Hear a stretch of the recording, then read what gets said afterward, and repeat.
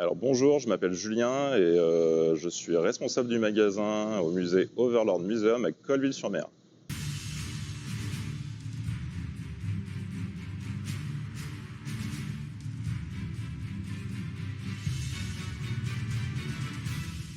Pour terminer cette visite, je vais vous présenter un ensemble d'affaires ayant appartenu au marquis de Amodio. John Julius Marquis de Amodio est né en 1909.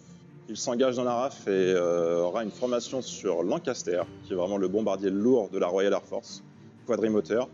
Il aura vraiment une formation sur cet appareil et à la suite de son engagement dans la Royal Air Force, participera au sein de la 2nd Tactical Air Force, qui est l'entité qui regroupe tous les chasseurs, les avions de reconnaissance, les bombardiers légers, les appuis aériens de la Royal Air Force pour la Normandie. Il participera activement, comme je le dis, à la bataille de Normandie jusqu'à la libération de Paris, puisque nous, aujourd'hui, on a décidé de présenter ces affaires à la fin du musée. Comme vous le savez, le musée présente toute l'opération Overlord, qui commence le matin du 6 juin sur les plages normandes et se termine le 25 août à Paris avec la libération de la ville.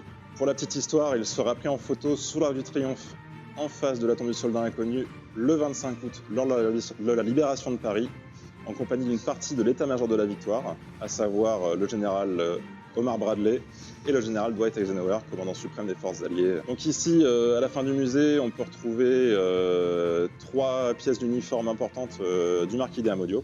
Donc sa combinaison de travail, qui n'est pas une combinaison classique puisque c'est une fabrication tailleur de couleur sable, assez étonnant d'ailleurs pour l'époque puisque les combinaisons en règle générale de mécaniciens sont plutôt bleues dans la Royal Air Force.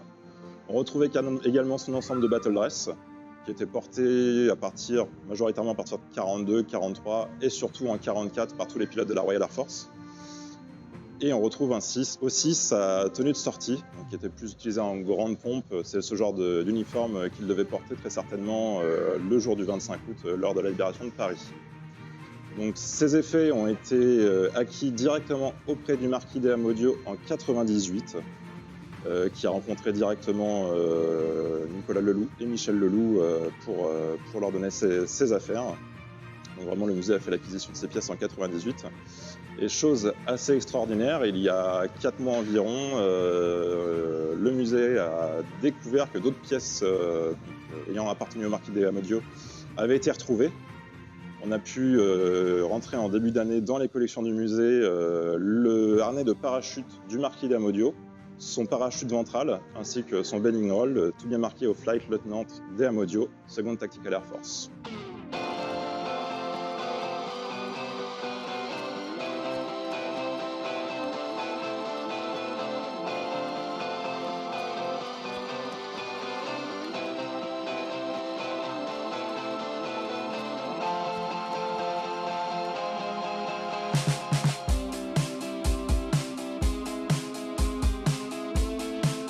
Pour terminer cette visite, je vais vous présenter l'ensemble... On l'a refait. On l'a refait, coupé. Il faut savoir qu'il est CBE, donc Commander of the... Je n'arriverai pas à la sortir, celle-là. En compagnie du...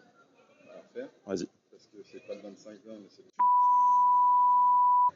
C'est un truc de ouf. J'arriverai pas. Vas-y. Je reprends où?